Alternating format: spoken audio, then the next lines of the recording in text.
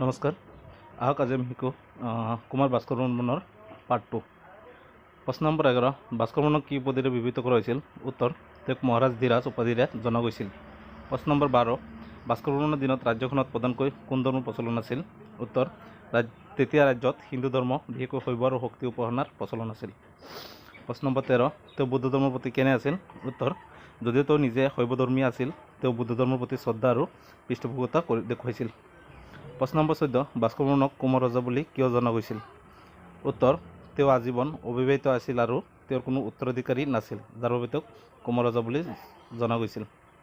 প্ৰশ্ন নম্বৰ 15, ভাস্কৰ বৰ্মনৰ ৰাজ্যৰ সীমা পশ্চিমে কলৈকে বিস্তৃত আছিল? উত্তৰ, তেওঁৰ ৰাজ্যৰ সীমা পশ্চিমে কৌশিকী নদীলৈকে বৰ্তমানৰ কোচিনলৈ বিস্তৃত হৈছিল।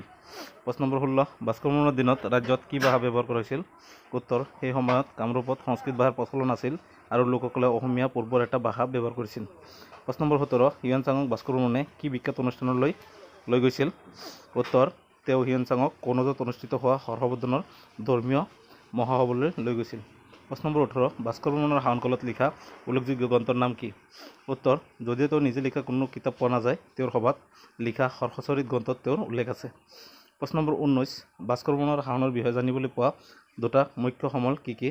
উত্তৰ, নিদানপুৰ তাম্ৰশাসন আৰু হিউৱেন-চাঙৰ ভ্ৰমণ বৃত্তান্ত। প্ৰশ্ন নম্বৰ 20, বৰ্মন বংশৰ পতন ঘটাৰ পিছত কামৰূপত কোনটো নতুন বংশৰ প্ৰতিষ্ঠা হয়? উত্তৰ, ভাস্কৰ বৰ্মনৰ পিছত শালস্তম্ভ বংশৰ প্ৰতিষ্ঠা হয়। ধন্যবাদ।